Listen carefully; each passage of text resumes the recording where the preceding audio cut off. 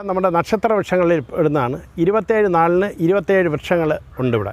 നമ്മുടെ ഭാരത ട്രഡീഷൻ അനുസരിച്ച് ഓരോ 27 നാളുണ്ട്. 27 നാളിന് 27 മരങ്ങളുണ്ട്, 27 മൃഗങ്ങളുണ്ട്, 27 പക്ഷികളുണ്ട്. അപ്പോൾ ഓരോ നാളുകാർക്കും അതനുസരിച്ചുള്ള വൃക്ഷങ്ങളാണ് ഈ കാണുന്നത്. ഇത് നമുക്ക് കരിമ്പനയുണ്ട്, പിന്നെ അത്തിയുണ്ട്, പിന്നെ അരശുണ്ട്, പിന്നെ ഫർഗേവ് എന്ന് വെച്ചാൽ ഫയർ ഓഫ് ദ ഫോറസ്റ്റ്, ചമതയെന്ന് പറയും, അതുണ്ട്.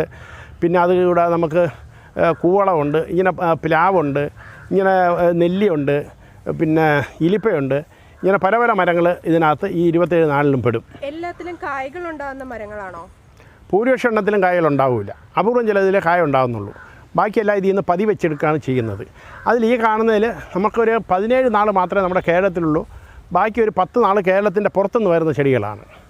ഇപ്പം നമുക്ക് ധാരാളമായി. ഇത് വീടുകളിൽ വെക്കാൻ പറ്റുമോ? വീടുകളിൽ വെക്കാൻ പറ്റും.